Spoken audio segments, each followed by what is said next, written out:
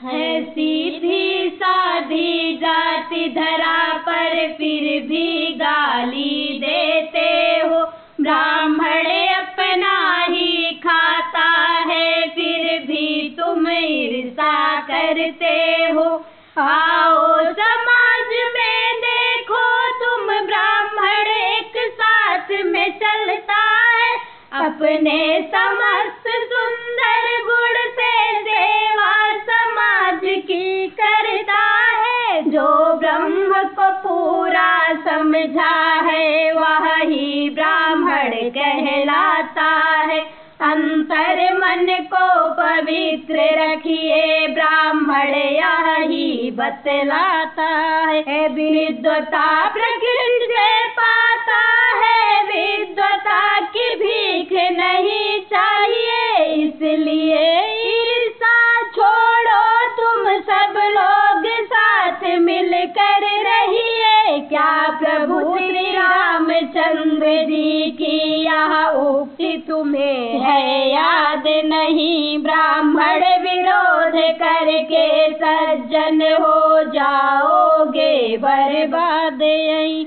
जो अंतर्मुखी शक्ति होती ब्राह्मण में वह 9 गुना बनी हर गाली सहन कर रहा है नहीं किसी से आज ठनी है। ब्राह्मण ऐसा प्रकृत पुरुष जो बदला कभी नहीं लेता। अपराध अगर कोई करता वह प्रभु से क्षमा मांग लेता।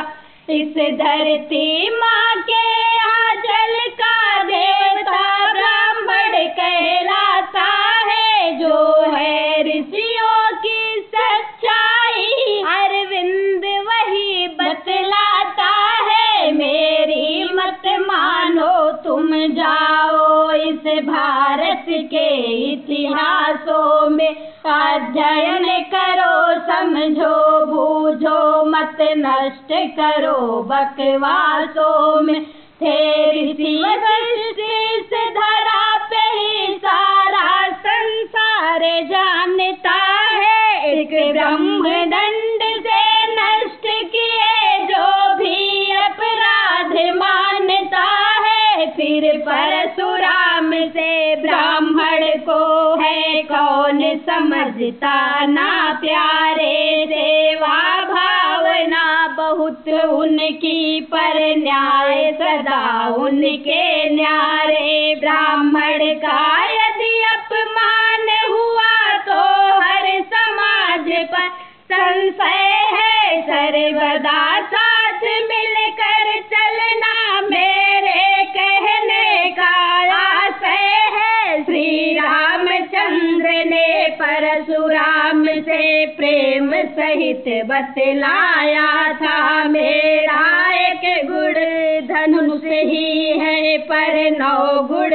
तुमने पाया था। श्री राम भक्ति में प्रेरित हो उस 9 गुण को भी गिनाया था। ब्राह्मण होता है सरल सदा तप करने वाला होता है। संतोषी क्षमाशील रहता इंद्रियों को वश में रखता है। देता है दान बहुत मित्रों वह सूरवीर भी होता है। ब्राह्मण करता है सब पे दया वह ज्ञान ब्रह्म को पाता है। यदि इस पर विश्वास न हो तो जाओ भगवत गीता में देखो श्लोक 42 को जो लिखा अध्याय 18 में। दैवाधीन यह जगत